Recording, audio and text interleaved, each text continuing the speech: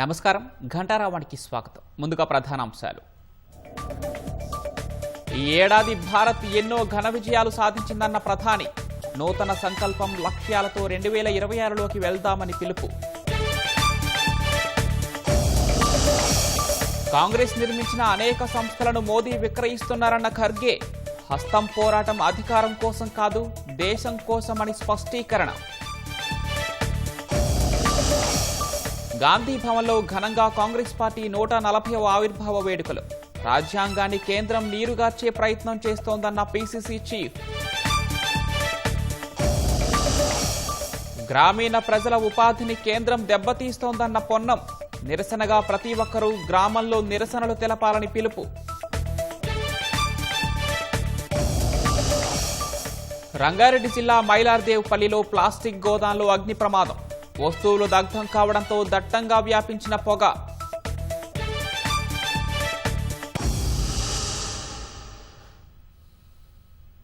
రంగారెడ్డి జిల్లా మైలార్దేవ్పల్లి పరిధిలోని టాటానగర్లో అగ్ని ప్రమాదం సంభవించింది. టాటానగర్ సమీపంలోని ఓ ప్లాస్టిక్ గోదాంలో ప్రమాదవశాత్తు మంటలు వ్యాప్తి చెందాయి. పరిసరాల్లో పొగ దట్టంగా వ్యాపించింది. మంటల దాటికి ప్లాస్టిక్ వస్తువులు దగ్ధమయ్యాయి. సమాచారం అందుకున్న అగ్నిమాపక సిబ్బంది 3 ఫైర్ ఇంజిన్లతో మంటలను ఆర్పుతున్నారు. ప్రమాదానికి విద్యుదాఘాతమే కారణమని అగ్నిమాపక సిబ్బంది అనుమానిస్తోంది.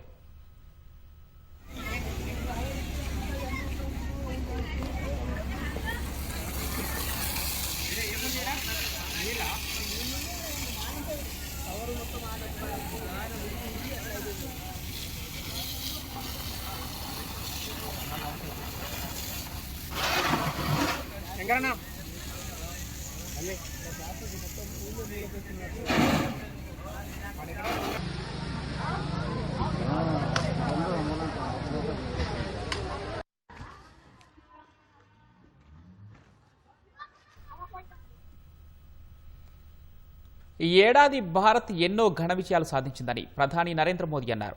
ఆపరేషన్ సింధూర్ ప్రతి భారతీయుడికి గర్వకారణంగా నిలిచిందని, నేటి భారత్ తన భద్రత విషయంలో రాజీ పడబోదని ప్రపంచానికి స్పష్టం చేసిందని పేర్కొన్నారు. మన్ కీ బాత్ 129వ కార్యక్రమంలో భాగంగా దేశ ప్రజల్ని ఉద్దేశించి ప్రధాని మోదీ మాట్లాడారు. ఈ ఏడాది ప్రారంభంలో మహాకుంభమేళాకు కోట్లాది మంది తరలివచ్చారని, ఆ సంఖ్యను చూసి ప్రపంచం ఆశ్చర్యపోయిందని పేర్కొన్నారు.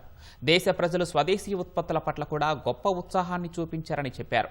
అంతరిక్ష యానంతో శుభాంశు శుక్లా దేశ కీర్తిని మరింత పెంచారని కొనియాడారు. యువశక్తే భారత ప్రధాన బలమని, స్టార్టప్, అగ్రికల్చర్, ఫిట్నెస్ అంశాల్లో యువత ఆవిష్కరణలు బాగున్నాయని ప్రధాని తెలిపారు. ప్రపంచవ్యాప్తంగా వస్తున్న సరికొత్త టెక్నాలజీ ఆవిష్కరణలను అందిపుచ్చుకోవాలని మోదీ సూచించారు. క్రీడల్లో భారత్ ఈ ఏడాది మంచి విజయాలు సాధించినట్లు తెలిపారు. నూతన సంకల్పం లక్ష్యాలతో 2026లోకి వెళ్తున్నట్లు ప్రధాని మోదీ తెలిపారు. दिनों में साल 2026 दस्तक देने वाला है और आज जब मैं आपसे बात कर रहा हूं तो मन में पूरे एक साल की यादें घूम रही हैं. कई तस्वीरें, कई चर्चाएं, कई उपलब्धियां जिन्होंने देश को एक साथ जोड़ दिया. 2025 ने हमें ऐसे कई पल दिए जिन पर हर भारतीय को गर्व हुआ. देश की सुरक्षा से लेकर खेल के मैदान तक, विज्ञान की प्रयोगशालाओं से लेकर दुनिया के बड़े मंचों तक भारत ने हर जगह अपनी मजबूत छाप छोड़ी. इस साल ऑपरेशन सिंदूर हर भारतीय के लिए गर्व का प्रतीक बन गया. दुनिया ने साफ देखा, आज का भारत अपनी सुरक्षा से कोई समझौता नहीं करता. ऑपरेशन सिंदूर के दौरान देश के कोने कोने से मां भारती के प्रति प्रेम और समर्पण की तस्वीरें सामने आई. కాంగ్రెస్ నిర్మించిన సంస్థలను మోదీ ప్రభుత్వం 11 ఏళ్ల పాలనలో బలహీనపరిచిందని కాంగ్రెస్ అధ్యక్షుడు మల్లికార్జున ఖర్గే ఆరోపించారు. యూపీఐ హయాంలో ఆర్టీఐ, ఎంజీ నరేగా, ఆహార భద్రతా చట్టాలు తెచ్చినట్లు చెప్పారు. కాంగ్రెస్ వ్యవస్థాపక దినోత్సవం సందర్భంగా ఢిల్లీలో నిర్వహించిన కార్యక్రమంలో ఖర్గే మాట్లాడారు. యూపీఏ హయాంలో అటవీ హక్కులు, భూసేకరణ చట్టాలు తెచ్చామని గుర్తు చేశారు. కాంగ్రెస్ ఒక సిద్ధాంతమని, అది ఎప్పటికీ నశించదని చెప్పారు. బీజేపీ నేతృత్వంలోని కేంద్ర ప్రభుత్వం ప్రజల హక్కులను అణచివేస్తోందని ఖర్గే ఆరోపించారు. ఆర్ఎస్ఎస్, బీజేపీ నేతలు జాతీయ జెండా, రాజ్యాంగాన్ని అగౌరవపరిచారని ఖర్గే ఆరోపణలు చేశారు. गांधी जी के अध्यक्ष काल में यूपीए सरकार में नागरिकों के अधिकारों की रक्षा का दायरा और बढ़ा। डॉक्टर मनमोहन सिंह के प्रधानमंत्री काल में हक हकूक आधारित अप्रोच के तहत कानून बने। RTI, RTE, food security, MNREGA, forest rights और भूमि अधिग्रहण जैसे ऐतिहासिक कानून बने, जिसको दुनिया ने तारीफ की। लेकिन पिछले 11 वर्षों में मोदी सरकार ने कांग्रेस द्वारा बनाए गए संस्थानों को कमजोर किया जा रहा है। राष्ट्रीय संपदा के साथ जल, जंगल और जमीन खतरे में आज आई है। आरएसएस, बीजेपी के नेताओं ने देश का संविधान, तिरंगा झंडा, अशोक चक्र और वंदे मातरम तक को नहीं स्वीकार किया। उनको समाज की प्रगति के लिए बनने वाले कानून से विरोध था। కేంద్ర ప్రభుత్వం రాజ్యాంగాన్ని నీరుగార్చే ప్రయత్నం చేస్తోందని పీసీసీ అధ్యక్షుడు మహేష్ కుమార్ గౌడ్ ఆరోపించారు. తనకు అనుకూలమైన రాజ్యాంగం రచించే కుటిల యత్నం చేస్తోందని ఆగ్రహం వ్యక్తం చేశారు. గాంధీ భవన్లో పలువురు మంత్రులు, ప్రజాప్రతినిధులతో కలిసి కాంగ్రెస్ 140వ ఆవిర్భావ వేడుకల్లో ఆయన పాల్గొన్నారు.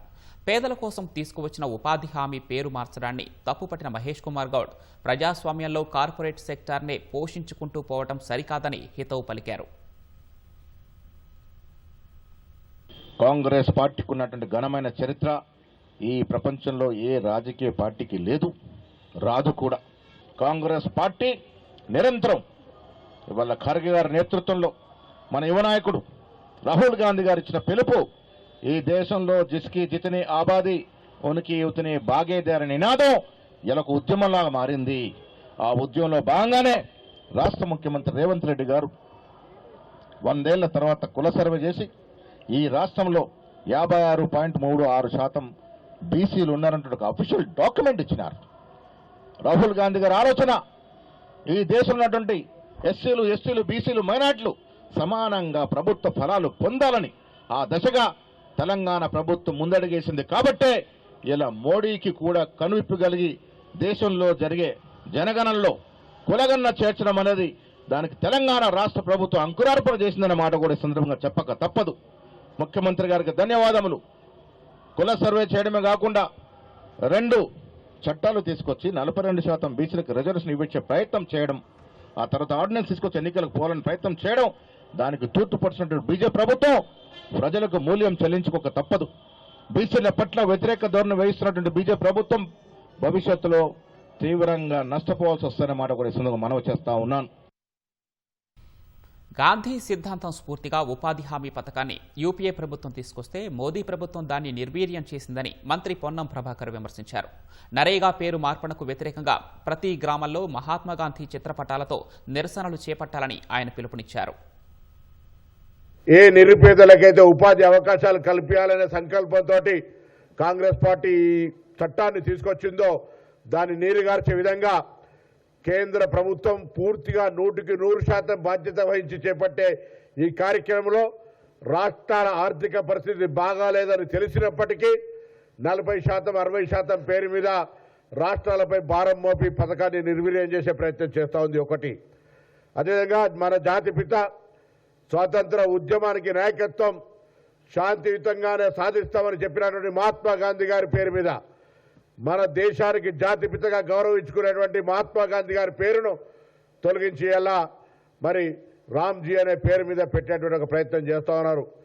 కాంగ్రెస్ పార్టీకి సంబంధించి చరిత్రలో ఉన్నటువంటి నెహ్రూ గారిని, ఇందిరాగాంధీ గారిని, రాజీవ్ గాంధీ గారిని సహా ఆ పేర్లు పూర్తిగా ప్రస్తావించకుండా ఉండాలనే ప్రయత్నంలో భాగంగా వాటికి మాత్రమే పరిమితం కాకుండా ఇవాళ ఈ దేశ స్వాతంత్రం కోసం మరి పోరాడినటువంటి మహాత్మా గాంధీ గారి పేరును కూడా బలిపేసేటువంటి ఒక ప్రయత్నం జరుగుతూ ఉంది. అందుకే దేశవ్యాప్తంగా కాంగ్రెస్ పార్టీ అనేక నిరసనల కార్యక్రమాలు చెప్తా ఉంది. అందులో భాగంగా ఇవాళ రాష్ట్ర వ్యాప్తంగా దేశవ్యాప్తంగా కాంగ్రెస్ ఆవిర్భావ దినోత్సవం రోజు ప్రతి గ్రామంలో గాంధీ గారి ఫోటోకు దండేసి గాంధీ గారి ఫోటోతో కలిసి ఈ ప్రభుత్వ వైఖరి నిరసనగా తెలియజెప్పే కార్యక్రమాన్ని జరుగుతూ ఉంది. ఇలా అన్ని గ్రామాల్లో ఈ కార్యక్రమాలు జరుగుతూ ఉన్నాయి. తెలుగు ఫిల్మ్ ఛాంబర్ ఎన్నికలు ప్రశాంతంగా కొనసాగుతున్నాయి.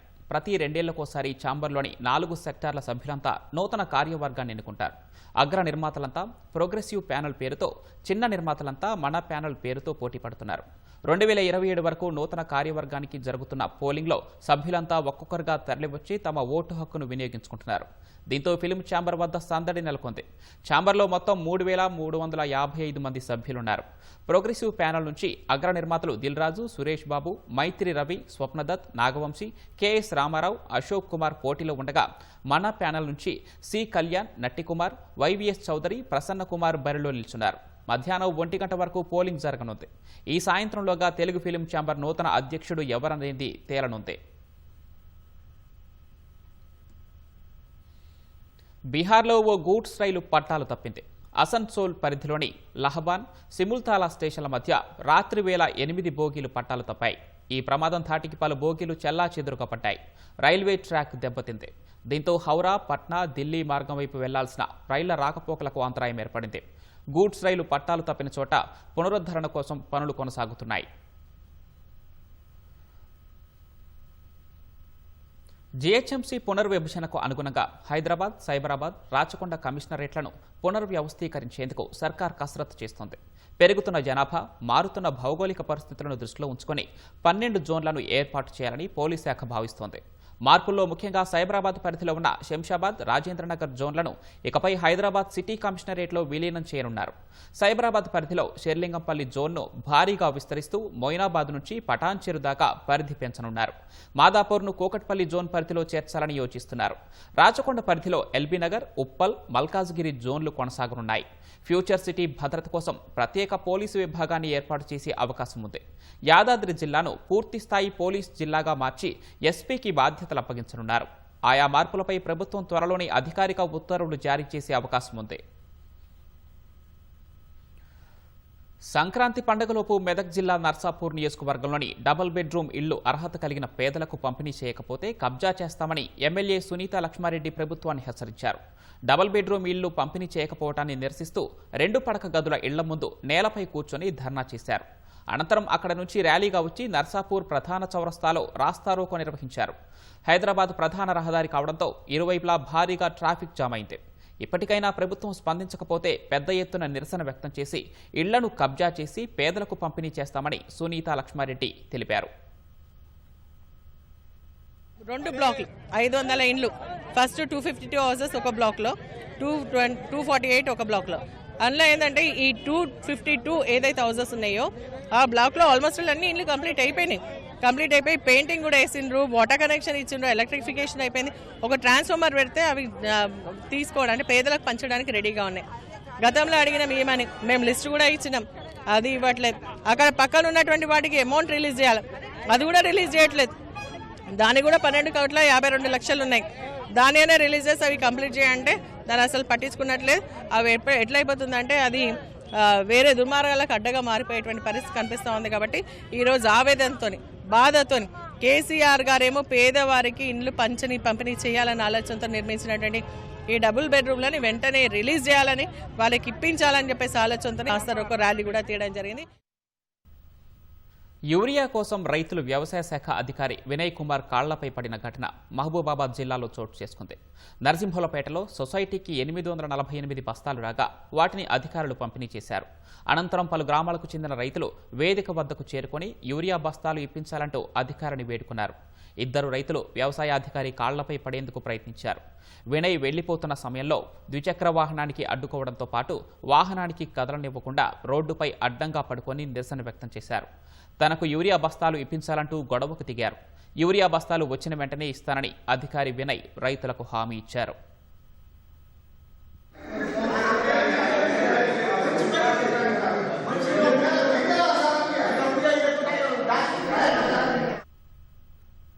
12,30,000 ఎకరాల ఆయకట్టుకి సాగునీరందించే లక్ష్యంతో చేపట్టిన పాలమూరు రంగారెడ్డి ఎత్తిపోతల పథకానికి రాష్ట్ర ప్రభుత్వం భారీగానే ఖర్చు చేయాల్సి ఉంటుందని అధికారులు భావిస్తున్నారు. పంప్ హౌసులు, రిజర్వాయర్లు ఓ కొలిక్కి వచ్చిన ప్రధాన పనుల్లో ఇంకా కొన్ని పెండింగ్లో ఉన్నాయి. ఇప్పటికైనా ప్రభుత్వం పనులు వేగవంతం చేస్తేనే నిర్దేశిత లక్ష్యాన్ని చేరుకోగలమని నీటిపారుదల శాఖ పేర్కొంది.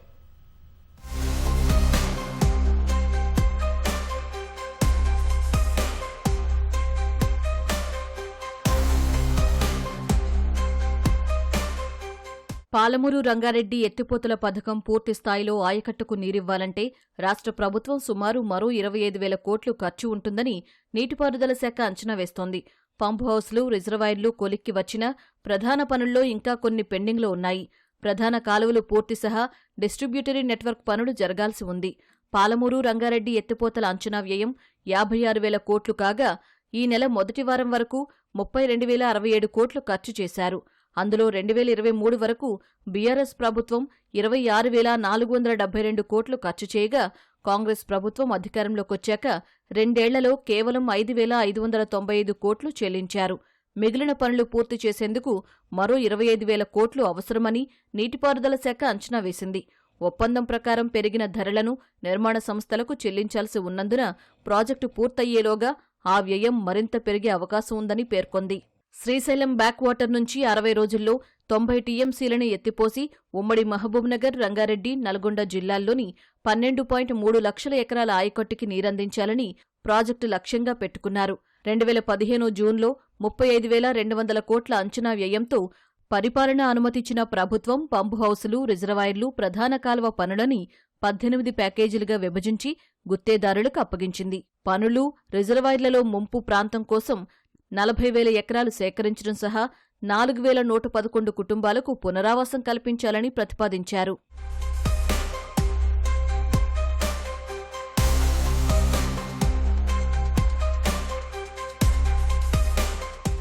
శ్రీశైలం నుంచి నార్లాపూర్ రిజర్వాయర్కు నీటిని మళ్లించేందుకు అప్రోచ్ ఛానల్, పంప్ హౌస్లు, రిజర్వాయర్ల నిర్మాణం కొలిక్కి వచ్చాయి. నార్లాపూర్ నుంచి ఏదులకు నీటిని మళ్లించే కాలువ పని ఇంకా పూర్తి కాలేదు. ఇదే ప్రధాన అడ్డంకిగా ఉంది. ఇప్పటికే అనేకసార్లు గడువు పొడిగించగా డిసెంబర్ నాటికి పని పూర్తి చేస్తామని చెప్పినా ఇంకా సమయం పట్టే అవకాశం ఉందని సంబంధిత వర్గాలు తెలిపాయి. నార్లాపూర్ పంప్ హౌస్లో 9 పంపులు, మోటార్లు అమర్చాల్సి ఉండగా 4కి ట్రయల్ రన్ చేశారు. మిగిలిన 3 పంప్ హౌస్లలో ఒక దాంట్లో 5, మరో దానిలో 3 పంపులు అమర్చారు. 4వ పంప్ హౌస్లో 2 అమర్చడం దాదాపు పూర్తయింది. నార్లాపూర్, ఏదుల మధ్య కాలువ పని పూర్తయితేనే శ్రీశైలం నుంచి నీటిని మళ్లించడానికి అవకాశం ఉంటుందని, తాగునీటి అవసరాలకి వినియోగించుకోవచ్చని అధికార వర్గాలు తెలిపాయి. నిధుల విడుదలలో జాప్యం వల్ల పనులు ఆశించిన స్థాయిలో జరగడం లేదు. అన్ని పంప్ హౌస్లలో పూర్తి స్థాయిలో మోటార్లు, పంపులు అమర్చేందుకు మరో 2 ఏళ్లు పట్టే అవకాశం ఉందని ఇంజనీరింగ్ వర్గాలు పేర్కొన్నాయి.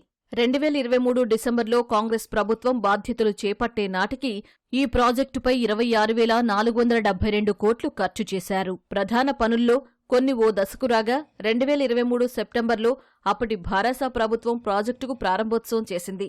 కానీ దిగువన పనులు పెండింగ్లో ఉండడంతో పథకం కార్యరూపం దాల్చలేదు.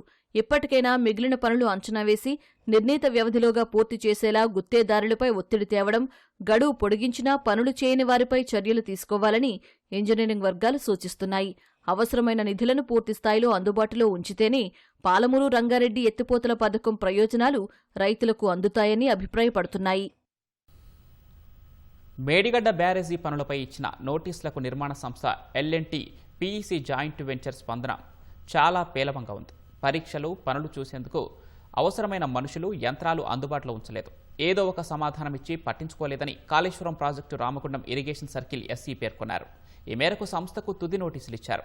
విజిలెన్స్ అండ్ ఎన్ఫోర్స్మెంట్ సిఫార్సు మేరకు క్రిమినల్ చర్యలు ఎందుకు తీసుకోరాదో వారం రోజుల్లో సమాధానమివ్వాలని పేర్కొన్నారు.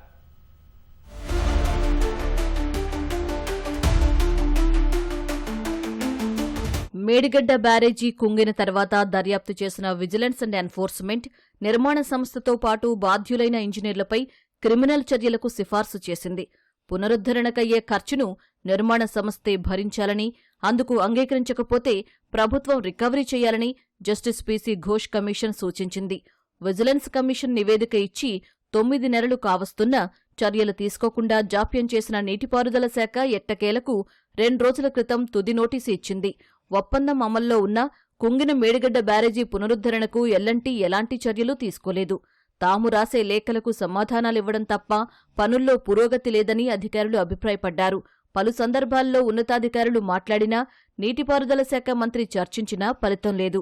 నిర్మాణ సంస్థగా మీ నుంచి స్పందన లేకపోవడంతో ఎన్డీఎస్ఏ సిఫార్సు మేరకు జియోఫిజికల్, జియోటెక్నికల్ పరీక్షలను CWPRSకు అప్పగించాల్సి వచ్చిందని అధికారులు తెలిపారు. బ్యారేజీ పునరుద్ధరణకు సంబంధించిన డిజైన్లు, డ్రాయింగ్స్ ఖరారుకి కావలసిన పరీక్షలను మొదట నిర్మాణ సంస్థగా మీరే చేసి ఉండాల్సిందని నోటీసుల్లో పేర్కొన్నారు. ఇప్పటికీ ఎలాంటి స్పందన లేకపోగా పరీక్షల నిర్వహణకు సాయం లేదంటూ నిర్మాణ సంస్థ ఎల్ఎన్టీ PES జాయింట్ వెంచర్కు Kaleshwaram project Ramagundam irrigation circle SE Dastagir ఇచ్చిన నోటీసులో పేర్కొన్నారు.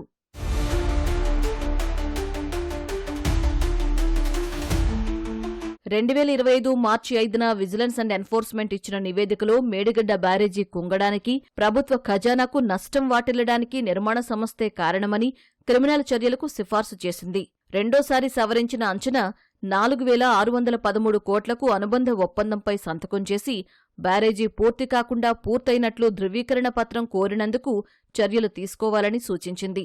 క్రిమినల్ చర్య సహా ఒప్పందాన్ని ఉల్లంఘించినందుకు పీనల్ యాక్షన్ తీసుకోవాలని, సీకెంట్ ఫైల్స్ వేసినప్పుడు పాటించాల్సిన సమయాన్ని అమలు చేయలేదని పేర్కొంది. మొదటి సీకెంట్ ఫైల్ వేసిన నెలన్నరకు చివరి సీకెంట్ ఫైల్ వేశారని, పని పూర్తయిన తర్వాత తొలగించాల్సిన కాఫర్ డ్యాం తీసేయకపోవడంతో ప్రవాహంలో మార్పులు జరిగాయని విజిలెన్స్ పేర్కొంది. 7వ బ్లాక్లో 20వ పియర్ కుంగిన తర్వాత సాక్ష్యాలు తొలగించే ప్రయత్నం చేశారని తెలిపింది. బ్యారేజీ భద్రతలో రాజీ పడ్డారని, నిర్మాణ లోపాల కారణంగా బ్లాక్ 7లో అనేక సమస్యలు తలెత్తాయని, రాఫ్ట్ దిగువన దెబ్బతినడం, స్ట్రక్చర్ బీటలు వారడం, సీపేజీ ఇలా అనేక అంశాలను జస్టిస్ PC ఘోష్ కమిషన్ ఎత్తిచూపింది. నిర్మాణం పూర్తి కానందున డిఫెక్ట్ లయబిలిటీ పీరియడ్ ప్రారంభం కాలేదని, మరమ్మతులు చేయడంతో పాటు ఒప్పందం ప్రకారం పనులు చేయాల్సిన బాధ్యత నిర్మాణ సంస్థదేనని పేర్కొంది.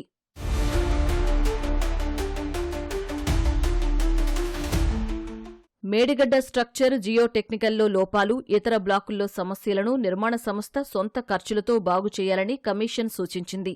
బిల్లుల చెల్లింపు, గడువు పొడిగింపు, సెక్యూరిటీ మొత్తాలను విడుదల చేయడం ఇలా అన్నింటిలో లోపాలుంటే ఆ మొత్తాన్ని రికవరీ చేయాలని, అధికారులు, ఏజెన్సీని బాధ్యులను చేయాలని పేర్కొంది. Vigilance and enforcement, justice PC Ghosh commission సిఫార్సుల ఆధారంగా జియోఫిజికల్, జియోటెక్నికల్ పరీక్షలు చేయించడంతో పునరుద్ధరణ చర్యలు చేపట్టాలని ఇదే తుది నోటీసు అని SE పేర్కొన్నారు. విజిలెన్స్ సిఫార్సు మేరకు IPC సెక్షన్లు, PC act 1998, dam safety act 2021 ప్రకారం క్రిమినల్ చర్యలు ఎందుకు తీసుకోరాదో వారంలోగా సమాధానం ఇవ్వాలని కోరారు. కక్షిదారులకు సత్వర న్యాయం అందాలని, రాజ్యాంగం కల్పించిన హక్కుల పరిరక్షణకు కృషి చేయాలని న్యాయవాదులు, న్యాయమూర్తులకు రాష్ట్ర హైకోర్టు న్యాయమూర్తి, మహబూబ్నగర్ జిల్లా administrative judge justice NV Shravan Kumar పిలుపునిచ్చారు. శనివారం మహబూబ్నగర్లో 81 కోట్ల వ్యయంతో నిర్మించనున్న నూతన కోర్టు భవన సముదాయానికి హైకోర్టు న్యాయమూర్తులు జస్టిస్ K Lakshman, justice B Vijaysen Reddy, justice T Madhavi, justice Nandikonda నరసింగారావులతో కలిసి భూమి పూజ చేశారు. ఈ సందర్భంగా ఏర్పాటు చేసిన సమావేశంలో జస్టిస్ NV శ్రావణ్ కుమార్ మాట్లాడారు.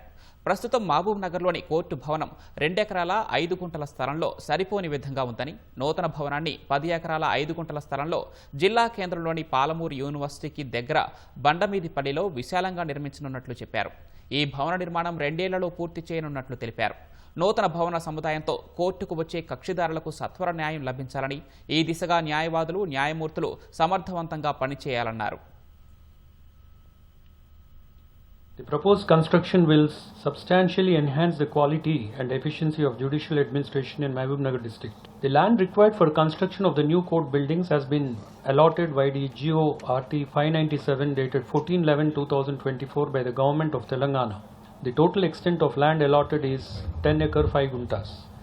And as the government has also accorded a financial sanction of 81 crores for the construction of the new court buildings complex based on the approval proposal submitted by concerned authorities.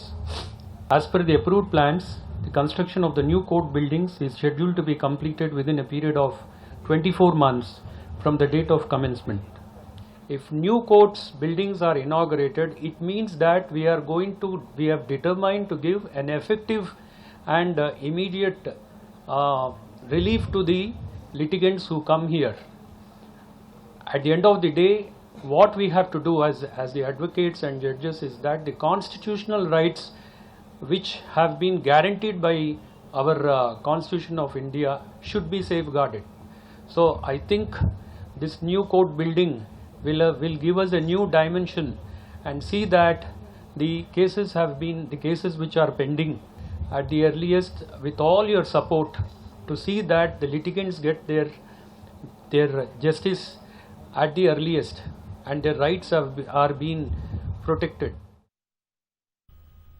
Sangareddy జిల్లా నారాయణ్ ఖేడ్ శివార్లో నిజాంపేట్ బేదర్ జాతీయ రహదారిపై culvert గుంతలో పడి 3 యువకులు అక్కడికక్కడే మృతి చెందారు. కొత్తగా నిర్మిస్తున్న హైవేపై కల్వర్టు కోసం తవ్విన గుంతలో ద్విచక్ర వాహనంపై వెళ్తున్న యువకులు ప్రమాదవశాత్తు పడి దుర్మరణం పాలయ్యారు. మృతులు నారాయణ్ ఖేడ్ మండలం నర్సాపూర్కు చెందిన ఆవుటి నరసింహులు, జిన్న మల్లేష్, జిన్న మహేష్గా పోలీసులు గుర్తించారు. మృతదేహాలను పోస్టుమార్టం నిమిత్తం నారాయణ్ ఖేడ్ ప్రభుత్వ ఆసుపత్రికి తరలించారు. ఒకే గ్రామానికి చెందిన 3 యువకులు మృతి చెందడంతో ఆ గ్రామంలో విషాద ఛాయలు అలుముకున్నాయి.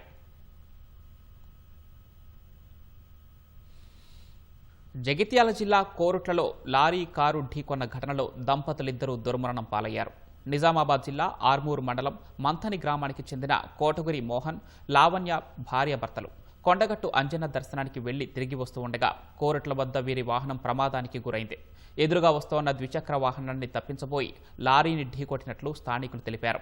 ఈ దుర్ఘటనలో దంపతులిద్దరూ అక్కడికక్కడే మృతి చెందగా వీరి కుమార్తెకు తీవ్ర గాయాలయ్యాయి. స్థానికులు ఆమెను చికిత్స నిమిత్తం ఆసుపత్రికి తరలించారు.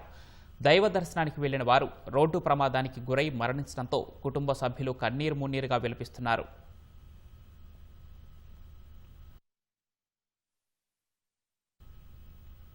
తూర్పుగోదావరి జిల్లా రంగంపేట మండలం ఒడిసలేరులో ఆంధ్రప్రదేశ్ రాష్ట్ర స్థాయి ఎడ్లబండ్ల పోటీలు, గుర్రం పోటీలు ఉత్సాహభరిత వాతావరణంలో మొదలయ్యాయి. గత 7 ఏళ్లుగా పోటీలు నిర్వహిస్తూ వస్తున్న గన్ని భాస్కరరావు ఆధ్వర్యంలో ఈసారి పోటీలు ఘనంగా ప్రారంభమయ్యాయి. ఏపీ మంత్రి కందుల దుర్గేష్ పోటీలను ప్రారంభించారు. పోటీల సందర్భంగా మంత్రి దుర్గేష్ గుర్రంపై రావడం ఆకర్షణగా నిలిచింది.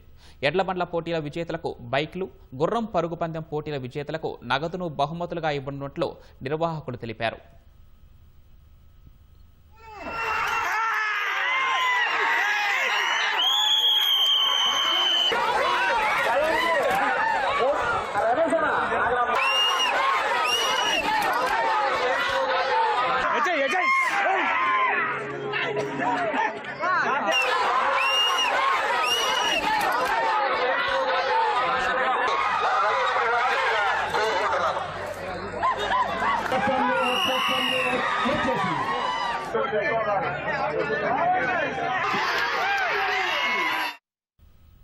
గచ్చిబౌలిలో సొంతింటి కళ నెరవేర్చుకోవాలంటే ఎంతో ఖరీదుతో కూడుకున్న వ్యవహారం. బహిరంగ మార్కెట్లో చదరపు అడుగు 10,000 నుంచి 25,000 వరకు ఉంటుంది.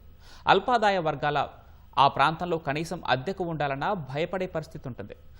ఆకాశ హర్షాలు, ఐటీ కార్యాలయాలు, ప్రపంచ స్థాయి కార్పొరేట్ కార్యాలయాలు గచ్చిబౌలి కేంద్రంగా ఉన్నాయి. అలాంటి చోట అల్పాదాయ వర్గాలకు సొంతింటి కళ నెరవేర్చాలనే ఉద్దేశంతో హౌసింగ్ బోర్డు అపార్ట్మెంట్ ప్లాట్లను విక్రయిస్తోంది. లక్కీ డిప్ ద్వారా విక్రయించే ఈ ప్లాట్లకు సంబంధించిన వివరాలను హౌసింగ్ బోర్డు ఈఈ అంకారావుతో మా ప్రతినిధి శ్రీకాంత్ ముఖాముఖి. హౌసింగ్ బోర్డు ఆధ్వర్యంలో ఫ్లాట్లకు వేలం వేయడానికి మొత్తం కూడా సిద్ధమైంది. అయితే హైదరాబాద్లోని ఖరీదైన ప్రాంతం గచ్చిబౌలితో పాటు వరంగల్, ఖమ్మంలో ఈ మేరకు ప్లాట్ల వేలం వేయడానికి కూడా హౌసింగ్ బోర్డు ఈ మేరకు ఏర్పాటు చేసింది. ఆ వేలంకి సంబంధించిన ప్రక్రియను హౌసింగ్ బోర్డు ఈఈ అంకర్రావు గారు మనతో ఉన్నారు. ఆయన అడిగి మరో తెలుసుకున్నాం. సార్ నమస్కారం. సార్ నమస్తే సార్. సార్ ఇప్పుడు హౌసింగ్ బోర్డుకు సంబంధించి ప్లాట్ల వేలం ప్రక్రియ కొనసాగుతుంది కదా సార్, దానికి సంబంధించిన వివరాలు ఏంటి? యాక్చువల్గా గవర్నమెంట్ ఆదేశాల మేరకు విపి గౌతమ్, మా ఐఏఎస్ ఆఫీసర్ విపి గౌతమ్ గారు అల్పాదాయ వర్గాలకి బెనిఫిట్ అయ్యేటట్టుగా 50,000 లోపు ఆదాయం వచ్చే వాళ్ళకి బెనిఫిట్ అయ్యేటట్టుగా గచ్చిబౌలి, హైదరాబాద్ గచ్చిబౌలిలో 3 చోట్ల, తర్వాత వరంగల్, ఖమ్మం 3 ప్లేసుల్లో మొత్తం కలిపి 339 houses, flats, single bedroom flats allotment కోసం అని చెప్పి మనం పేపర్ నోటిఫికేషన్ ఇవ్వడం జరిగింది. దానికి సంబంధించి మనకి 3వ తారీఖు దాకా లాస్ట్ డేట్ ఉందండి. మీ సేవలో మనం వెళ్ళి అప్లై చేసుకుంటే, ఆ మీ సేవలో అప్లై చేసుకుంటే ₹1,00,000 దానికి కడితే అప్లికేషన్ హౌసింగ్ బోర్డుకి సబ్మిట్ అవుతుంది.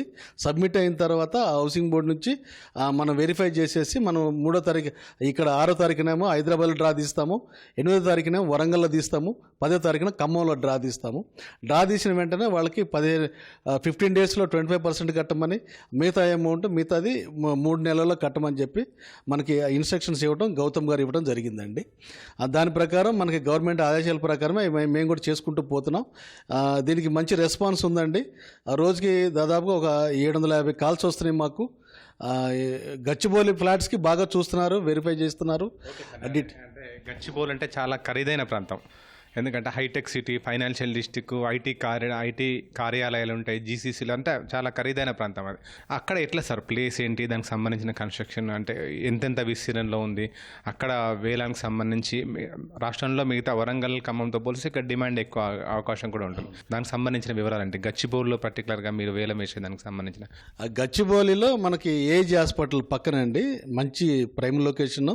దాదాపుగా 500 పైన ఎస్ఎఫ్టీ ఉందండి. 636 ఎస్ఎఫ్టీ దాకా ఉన్నాయి 3 చోట్ల.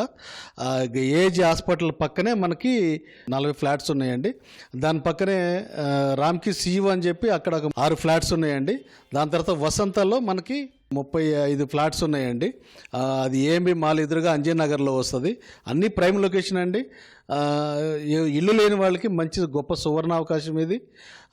అల్పాదాయ వర్గాలకి మంచి అవకాశం అండి ఇది. వరంగల్, ఖమ్మంకి సంబంధించిన ఆ ప్రాంతాలు ఎక్కడెక్కడైతే వేలం వేస్తున్నారో ఆ ప్రాంతాలకు సంబంధించి వివరాలంటే అక్కడ ఏ విధంగా ఫ్లాట్స్ ఎన్ని ఉన్నాయి, అక్కడ డీటెయిల్స్ ఏంటి? యాక్చువల్గా వరంగల్లో 102 ఫ్లాట్స్ ఉన్నాయండి. అది మంచి ప్రైమ్ లొకేషను. మన వరంగల్ రైల్వే స్టేషన్ పక్కనే, బస్టాండ్కి పక్కనే రామ్కి ఎన్క్లేవ్లో మన ఫ్లాట్స్ ఉన్నాయండి. 3 టవర్స్గా ఉన్నాయి. అక్కడ వరంగల్లో కూడా మంచి డిమాండ్ ఉందండి, బాగా వస్తున్నారు అక్కడికి. దాని తర్వాత ఖమ్మంలో కూడా శ్రీరామ్ హిల్స్ అని చెప్పి బోనకల్ రోడ్లో ఉంది. దాంట్లో కూడా మనకి 126 ఫ్లాట్స్ ఉన్నాయండి. దానికి కూడా మంచి రెస్పాన్స్ వస్తుంది. వాళ్ళు కూడా అప్లై చేస్తున్నారు బాగానే. మీ సేవ ద్వారానే వాళ్ళు అప్లై చేసుకోవాలండి ఎవరైనా కూడా. ఒకవేళ ఈ డ్రాలో రాకపోతే వాళ్ళు ₹1,00,000 వాళ్ళకి వాపస్ ఇస్తామండి. ₹1,00,000 మాకేం రావు. వాళ్ళకి అప్లికేషన్తో పాటు ₹1,00,000 కడితే ఎవరైతే నిజమైన అర్హులు ఉంటారో వాళ్ళే అప్లై చేస్తారనే ఉద్దేశంతో మా గౌతమ్ గారు పెట్టడం జరిగిందండి. ఓకే సార్, అంటే దీనికి సంబంధించి ఫ్లాట్ బిడ్డింగ్లో పాల్గొనాలంటే మినిమం ₹1,00,000 అంటుంది కదా, ఆ టోటల్ వాల్యూ, ఆ ఫ్లాట్ యొక్క ధర ఏ విధంగా నిర్ధారించారు సార్? దానికి సంబంధించిన వివరాలు ఏంటి? అంటే ఒక ఎస్ఎఫ్టీ వచ్చేసి 6,000 పెట్టడం జరిగిందండి. అంటే దాని మీద డిఫరెంట్గా ఉన్నాయి. 500 నుంచి 636 ఎస్ఎఫ్టీ దాకా ఉన్నాయి. దాన్ని బట్టి మనకి రేటు కాస్ట్ కూడా ఫైనల్ కాస్ట్ ఫిక్స్ అవుతుంది. మనం ఫిక్స్డ్ రేటే పెట్టాము, అప్సెట్ ప్రైస్లు ఏం లేవు. మనం డ్రా తీస్తాము, డ్రా ద్వారా అలాట్ అయితే అదే అమౌంట్ కట్టాల్సి వస్తుంది అప్లికెంట్. ఓకే సార్, అంటే గచ్చిబౌలిలో ఖరీదైన ప్రాంతం ఉంది, అక్కడ హౌసింగ్ బోర్డుకున్న స్థలం ఏంటి సార్? ఎట్లా దానికి సంబంధించి ఆ అపార్ట్మెంట్ ఎలా డెవలప్ చేశారు, దానికి సంబంధించిన డీటెయిల్స్ ఏంటి, ఆ నిర్మాణానికి సంబంధించి? ఎందుకంటే ఎవరైనా కొనుగోలు చేయాలంటే మొదట దానికి సంబంధించిన క్వాలిటీ కానీ దాని లైఫ్ కానీ చెక్ చేస్తారు. దానికి సంబంధించిన వివరాలు. యాక్చువల్గా మనము రామ్కి వాళ్ళకి డెవలప్మెంట్ కింద ఇచ్చామండి మన ల్యాండ్, హౌసింగ్ బోర్డు ల్యాండ్. దానిలో వాళ్ళు టవర్స్ కట్టంగా మనకి మన రెవెన్యూ షేర్ కింద మనకి అక్కడ ఎల్ఐజీ ఫ్లాట్స్ కట్టి ఇవ్వడం జరిగిందండి. రామ్కి వాళ్ళే కట్టించారు మనకి, వేరే దగ్గర వసంత వాళ్ళు కట్టించారు. కాబట్టి క్వాలిటీ బ్రహ్మాండంగా ఉందండి. రెడీ టు మూవ్, ఉండడానికి బాగుంటాయి. సింగిల్ ఫ్యామిలీ ఉండడానికి చాలా చక్కగా ఉంటుంది. కింద పార్కింగ్, 2 వీలర్ పార్కింగ్ కూడా ఉంది. చూసుకోవచ్చు, అందరూ వచ్చి చూస్తున్నారు, విజిట్ చేసి అంత ఓకే అని మనకి మీ సేవలో అప్లై చేస్తున్నారు. ఎలా వాళ్ళని నిర్ధారించాలంటే ఎవరైనా దానికి దరఖాస్తు చేసుకోవచ్చా? వరంగల్లో ఉంది, వరంగల్లో వేలకు సంబంధించిన విషయంలో, ఫ్లాట్ల విషయంలో కానీ, గచ్చిబౌలిలో ఉండే ఫ్లాట్ల విషయానికి సంబంధించి అర్హత ఏ విధంగా నిర్ణయిస్తున్నారు? అంటే బిడ్డింగ్లో పాల్గొనే వాళ్ళు ఏ విధంగా మీరు దానికి ప్రాథమికంగా ఏమన్నా నిబంధనలు పెట్టారా? యాక్చువల్గా 50,000 లోపు ఆదాయం ఉన్న వాళ్ళకి మనం ప్రయారిటీ ఇస్తున్నామండి. దాని తర్వాత లోకల్లో ఉండాలనే ఒక నిబంధన పెట్టడం జరిగింది. దాని ప్రకారం లోకల్లో ఉండి ఇల్లు లేకుండా ఎవరైతే అద్దెలుకుంటున్నారో వాళ్ళ కోసం అని చెప్పి పెట్టడం జరిగింది. వాళ్ళు అప్లై చేసుకుంటే వాళ్ళకి ఇల్లు రావడం జరుగుతుందండి డ్రా ద్వారా. ఓకే సార్, డ్రా ద్వారా దక్కించుకున్న వ్యక్తి సపోజ్ మీరు అంటే మినిమం ఎంత అమౌంట్ ఉంది? దాదాపు 6,000 ఎస్ఎఫ్టీ అంటున్నారు కదా, మొత్తం దాదాపు 5 నుంచి 630 దాకా ఉన్నాయి. ఒక్కొక్క దానికి దాదాపు ఎన్ని లక్షల వరకు ఉండొచ్చు? ఒకవేళ అల్పాదాయ వర్గాలు ఒక్కసారిగా అంత డబ్బు అంటే మినిమం 3 నెలల లోపలైనా కూడా చెల్లించాలంటే వాళ్ళు లోన్కి వెళ్ళాల్సి ఉంటుంది, ఏదైనా కొంచెం రుణాల ద్వారా సమీకరించుకోవాల్సి ఉంటుంది. దానికి సంబంధించిన వివరాలు ఏంటంటే పూర్తిగా యాజమాన్యం బదిలీ చేస్తారా? ఒక్కసారిగా అతని పేరు మీద రిజిస్ట్రేషన్ ఉంటుందా ఏంటి? ఒకవేళ లోన్ తీసుకోవాలంటే ఎలా? యాక్చువల్గా అలాట్మెంట్ అయిన తర్వాత 15 డేస్లో వాళ్ళు మనకి 25% కట్టాలండి. దాని తర్వాత మిగతా దానికి వాళ్ళు బ్యాంక్ లోన్కి వెళ్ళిపోవచ్చు. బ్యాంకులు కూడా లోన్ ఇస్తాయి వాళ్ళకి. అది కావాలంటే మేమే ప్రొవైడ్ చేస్తాం, బ్యాంకర్స్ని కూడా ప్రొవైడ్ చేస్తాము. బ్యాంకు లోన్ ప్రొవైడ్ చేసిన తర్వాత వాళ్ళకి రిజిస్ట్రేషన్ చేయడం జరుగుతుందండి.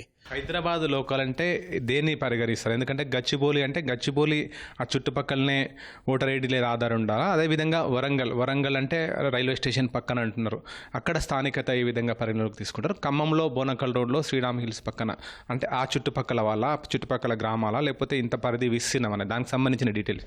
యాక్చువల్గా హైదరాబాద్ అంటే జిహెచ్ఎంసీ పరిధి అండి. మనం ఇచ్చింది జిహెచ్ఎంసీ పరిధిలో ఎవరైనా పెట్టుకోవచ్చండి.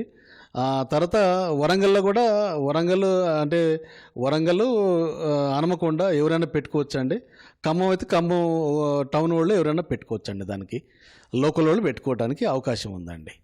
అల్పాదాయ వర్గాలు అనేది ఒక డెఫినేషన్ చెప్తున్నారు. అంటే మినిమం నెలకు 50,000 రూపాయల జీతం వచ్చే విధంగా, అంటే దానికైనా ఏ విధంగా రుజువు చేసుకోవాలి, అది ఎప్పటి లోపల సమర్పించాలి? దానికి సంబంధించి యాక్చువల్గా ఆదాయం సర్టిఫికేట్ కూడా సబ్మిట్ చేయాల్సి వస్తుందండి.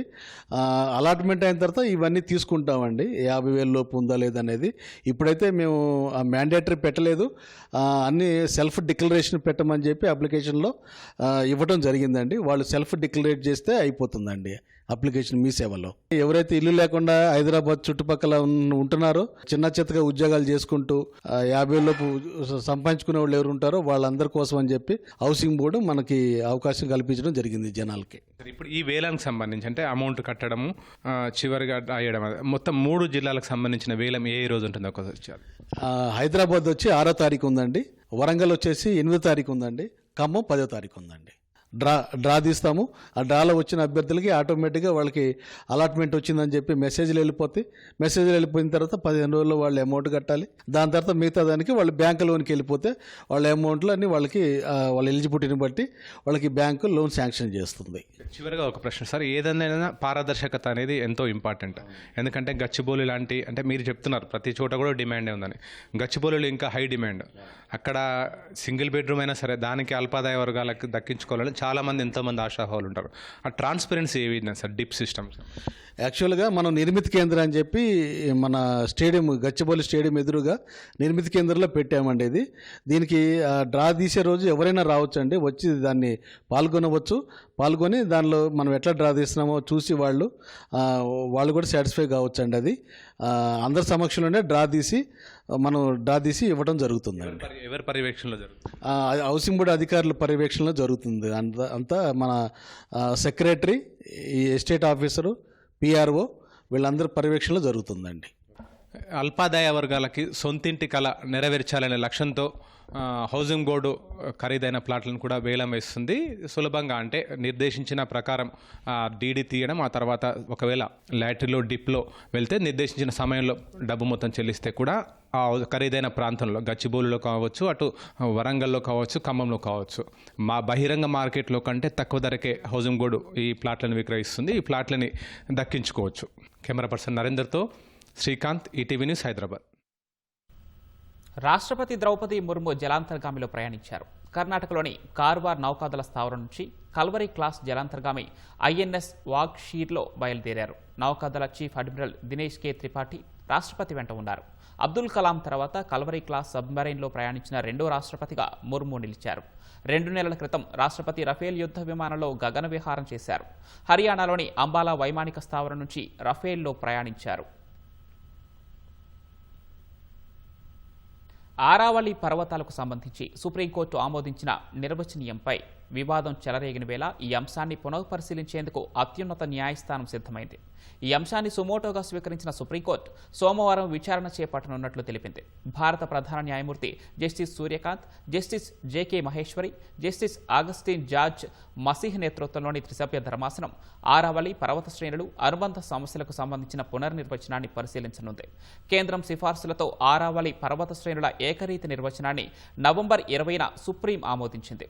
100 మీటర్ల మీటర్లు లేదా అంతకంటే ఎక్కువ ఎత్తులో ఉన్న భూస్వరూపాన్ని పర్వతమని, ఒకదానికొకటి 500 మీటర్లలోపు 2 లేదా ఎక్కువ పర్వతాల సమాహారాన్ని ఆరావళి శ్రేణిగా కేంద్రం నియమించిన కమిటీ సిఫార్సు చేసింది. ఈ అంశంపై కాంగ్రెస్, ఇతర విపక్షాలు, స్వచ్ఛంద సంస్థలు, పర్యావరణ ప్రేమికులు పెద్ద ఎత్తున నిరసనలు తెలిపారు. ఆరావళిలో మైనింగ్ చేస్తే థార్ ఎడారి ఉత్తర భారతదేశంలో చాలా వరకు విస్తరిస్తుందని, వాయు కాలుష్యం మరింత తీవ్రమవుతుందని ఆందోళన వ్యక్తం చేశారు. రాజకీయాల్లో బిజీగా ఉన్న కోలీవుడ్ నటుడు విజయ్ సినిమాలకు గుడ్ బై చెబుతున్నట్లు ప్రకటించారు. ప్రస్తుతం ఆయన నటిస్తున్న జననాయగన్ జనవరిలో విడుదల కానుండగా ఇదే తన చివరి సినిమా అని స్వయంగా విజయ్ వెల్లడించారు. కౌలాలంపూర్లో నిర్వహించిన ఈ సినిమా ఆడియో లాంచ్ వేడుకలో అభిమానుల సమక్షంలో రిటైర్మెంట్ ప్రకటించారు విజయ్. తన కోసం ఎంతో మంది అభిమానులు, ప్రేక్షకులు థియేటర్లకు వెళ్లి సినిమాలు చూసేవారన్న విజయన్ ఇంతకాలం తనకు మద్దతుగా నిలిచిన వారికి ఇకపై అండగా ఉంటానని పేర్కొన్నారు. అభిమానులకు సేవ చేయడం కోసమే సినిమాలకు స్వస్తి పలుకుతున్నారని తెలిపారు. రాజస్థాన్లో 800 ఏళ్ల చరిత్ర కలిగిన ఫినీ స్వీట్కు జీఐ ట్యాగ్ లభించాలనే డిమాండ్లు పెరుగుతున్నాయి. ఉత్తరాది రాష్ట్రాల ప్రజలు అమితంగా ఇష్టపడే ఈ మిఠాయిని జైపూర్ జిల్లా సాంబార్ ప్రాంతంలో ఎక్కువగా తయారు చేస్తారు. పిండి, నెయ్యి కలిపి తయారు చేసే ఈ మిఠాయి సన్నని దారాల మాదిరిగా ఉంటుంది. అందుకే దీన్ని మిస్టీరియస్ స్వీట్ అని స్థానికంగా పిలుస్తారు. ఏటా 50 కోట్ల రూపాయల వ్యాపారం జరుగుతుంది. ఫినీ కేవలం మిఠాయి మాత్రమే కాదని, రాజస్థాన్ సాంస్కృతిక వారసత్వానికి చిహ్నమనే అభిప్రాయం ఉంది. అందువల్ల ఈ మిఠాయికి జీఐ ట్యాగ్ లభిస్తే మరింత మంచి గుర్తింపు లభిస్తుందని నిపుణులు అంటున్నారు.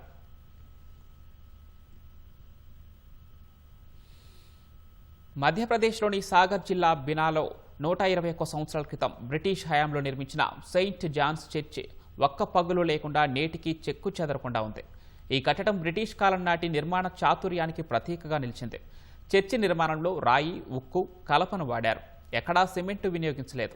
చర్చి నిర్మాణం 1896లో మొదలై 1904లో ముగిసింది. ఇండో గోతిక్ శైలిలో ఈ చర్చిని నియమించారు. బుందేల్ఖండ్ ప్రాంతంలోని అతి పురాతన కట్టడాల్లో ఈ చర్చి ఒకటిగా నిలిచింది. చర్చి పైకప్పు నిర్మాణం కోసం వినియోగించిన పెంకులు 1865 నాటివైనా ఇప్పటికీ యథాతథంగా ఉన్నాయి. చర్చి నిర్మించిన సమయంలో స్థాపించిన లెక్టర్న్ వేదిక కూడా ఇప్పటికీ అలాగే ఉంది. చర్చిలో ఏర్పాటు చేసిన గంట ప్రత్యేక ఆకర్షణగా నిలుస్తోంది.